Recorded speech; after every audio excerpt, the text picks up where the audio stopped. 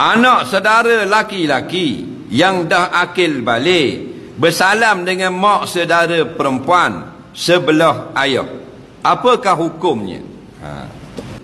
Jawabnya, kalau mak saudara dia betul, hukumnya boleh. Faham tak? Yang tak boleh bukan mak saudara betul. Musalam perempuan mana? Mak saudara. Mak saudara mau? Mak mana? Mak saudara member. Dah boleh tu. Faham lagi? Ni adik-beradik sebelah ayah, adik-beradik sebelah mak. Ini adalah orang panggil bapa saudara, mak saudara. Mereka ni mahram kita. Faham? Kita tak boleh kahwin dia, tak batal semayang. Boleh bawa duduk belakang naik razak pergi mandi air terjun. Faham?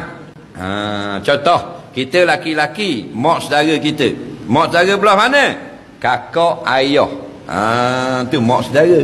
Adik perempuan ayah, itu mak saudara belah ayah. Ataupun kita perempuan, pak saudara. Pak saudara belah mana?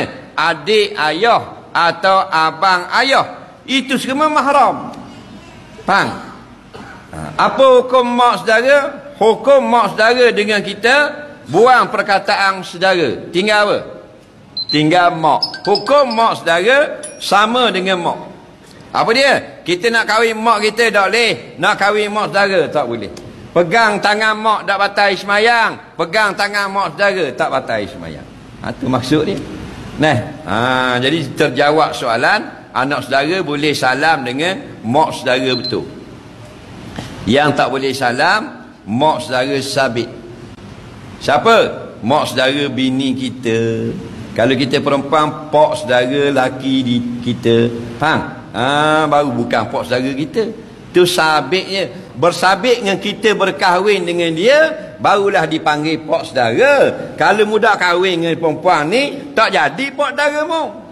Sabit mu kahwin dengan perempuan ni, yang jadi pak saudara, mak saudara mu. Sabit perkahwinan.